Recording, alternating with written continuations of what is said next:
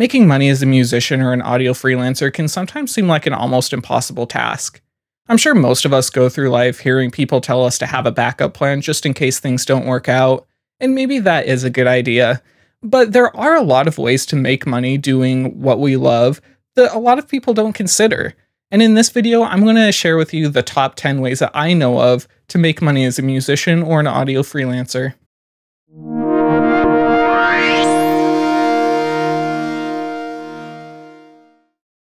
The first way I'm going to share with you is probably the least exciting, but I do think it deserves a place on this list just because of how important it is and how much money you can potentially make from this, and that is freelancing. Yeah, this might be a cop-out because this is the Audio Freelancer channel, but I do want to make a point to make it clear that you should be trying this. If you have any skills in audio, you should be putting yourself out there to make some money with it. Even as a musician, you can make money with this. You can write guitar parts for people. You can be a session musician. You can write lyrics. You can sing vocals on songs. There are so many ways to do this and make a lot of money that this should really be one of your top priorities. Number 2 on this list is to do some behind the scenes work for people. For many bands, it's kind of a dream to have that manager who's doing all of the work for you. But that's something that's probably not obtainable for most local bands that are just starting out or just trying to gain momentum. But having said that, doing work for bands that might fall to a manager in another situation is something that you can do now for little bands. Offering to run a band's social media can help them out immensely. Putting in just a little bit of time to post some pictures from their newest show or to promote an upcoming concert or release goes a long way. It doesn't take you a lot of time, but it really goes a long way to helping them gain fans and get some money in the door for them. So offer to take over their social media for them for a small fee. Maybe it's per post or maybe it's per week. And then the more bands that you get in doing this, the more it'll add up for you. Because it takes such a small amount of time, you can work on this for a large amount of people and make a decent chunk of money. One thing I will say is that in this field, it's all about not putting all your eggs in one basket. You really have to have multiple revenue streams coming in.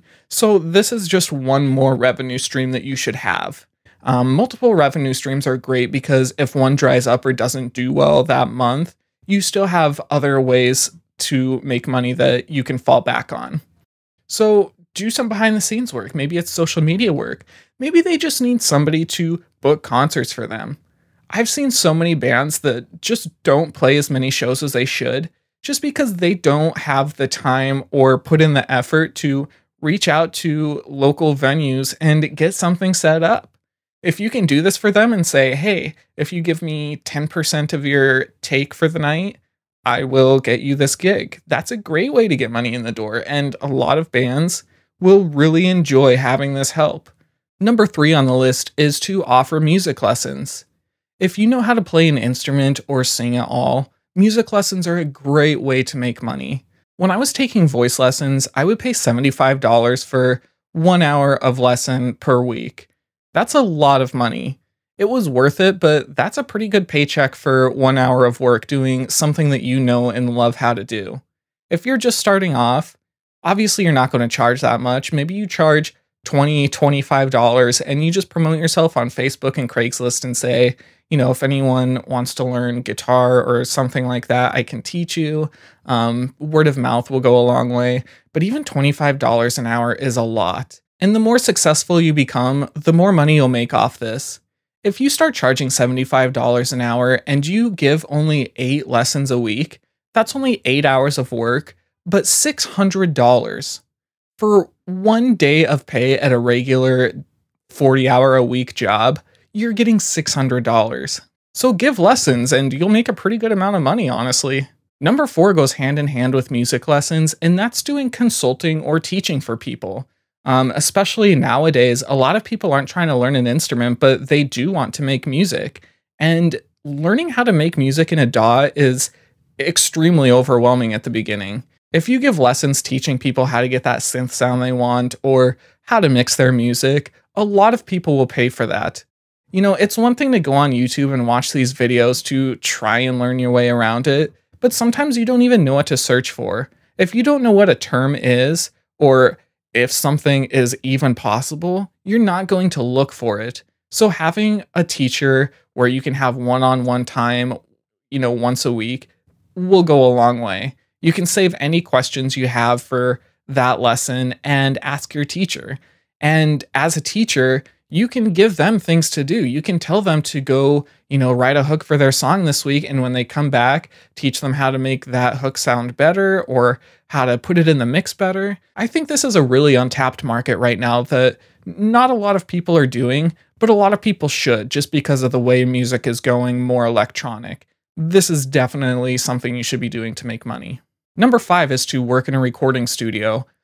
Obviously, everyone kind of knows how hard it is to get into a recording studio just because of how competitive it is and how little opportunities there are to work there.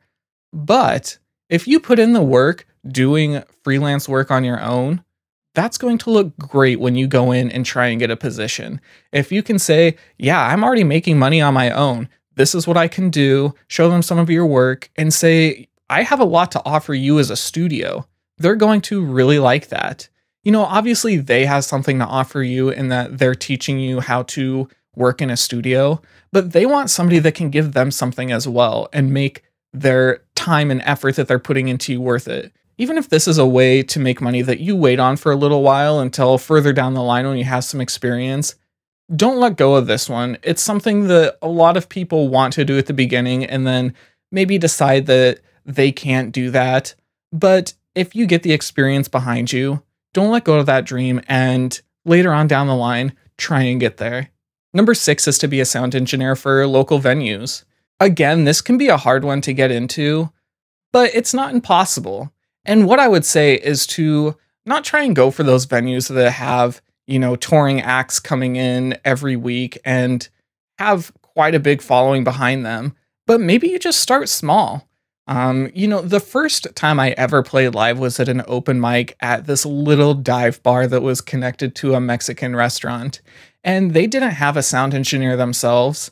They just had the owner kind of running the mixing board whenever somebody would, get on stage or get off stage. They would, turn the faders down and all that. But that's a position that you could start off with. I knew someone that went to another little local place like this that didn't have a dedicated sound engineer and just asked them if they could come in and do it, just for free. And they were happy with it. And they gave them free food and drinks when they would come in, which, it's nice getting a good meal somewhere. But that's your foot in the door. You work here for a while or volunteer here for a while. And then later on, you can go to these bigger venues and say, yeah, I've been doing work here for however many months. I already know how to do this. I've got a lot of work under my belt. And you have a really good chance of getting hired. And that's how people get in. Everyone starts from somewhere. It's not just luck like you think. It's really about building up some work behind you that you can show that you have the skills to do this job. So start from the bottom and you can be making money with this a little ways down the line. Number 7 is also similar to 6, but it's something that a lot of people don't think about, and that's running sound for places that don't do music. A lot of times people think that to be a sound engineer, you have to go to those bars or those venues and work there, but you don't. Think of all the other places that do live sound that's not necessarily music, and they probably need someone to help them with this. Big churches have people like this. Comedy clubs need somebody to do sound. Theaters, like little theaters that are doing plays and stuff, need people to run sound. And these are places that might not pop into your head at first when you're so focused on music, but they need help with their sound just as much as anywhere else does.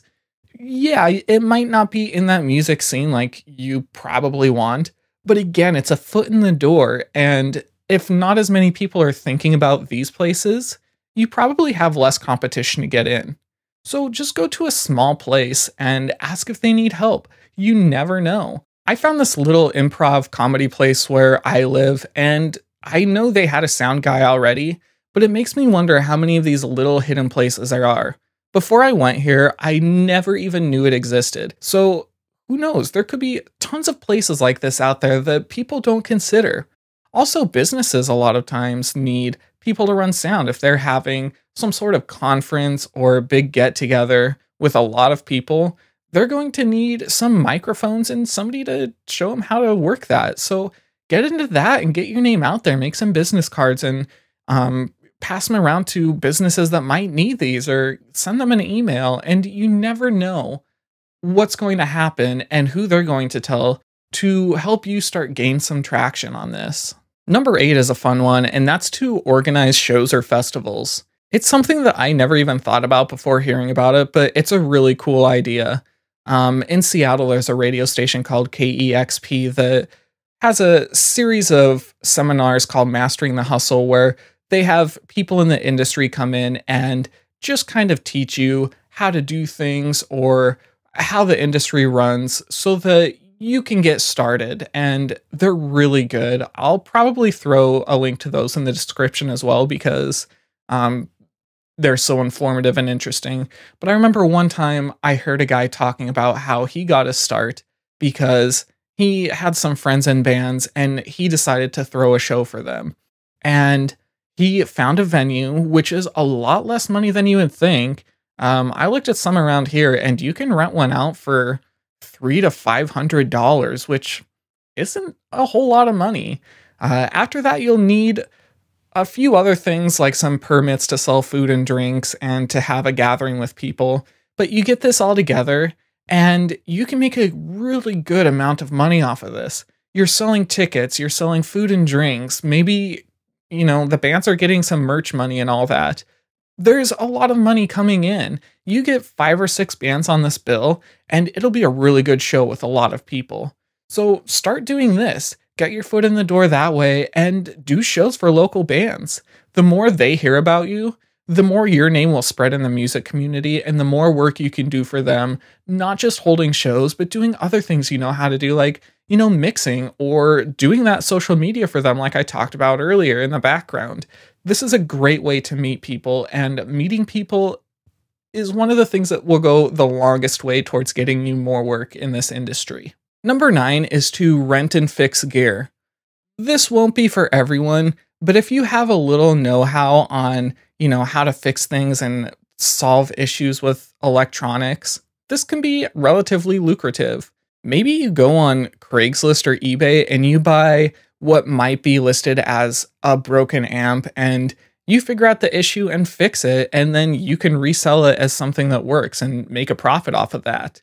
Or, a band has some equipment and it broke and they bring it to you and you fix it for a fee and give it back to them. That's really invaluable in the community. All you really need to do is dig in and figure out the issues.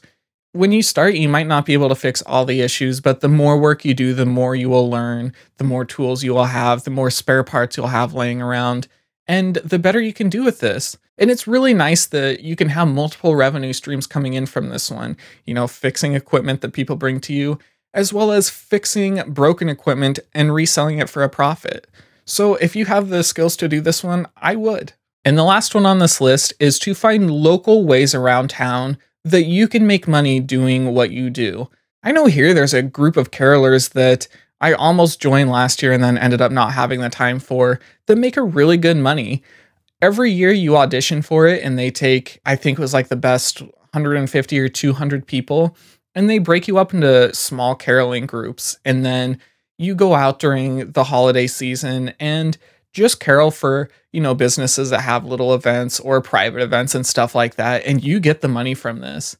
And from what they said, every person can make like $3,000 to $4,000 in December just doing this. So that doesn't last all year, but yeah, $3,000 to $4,000 is a good amount of money for something that I can just do at night. And there's other opportunities like this as well.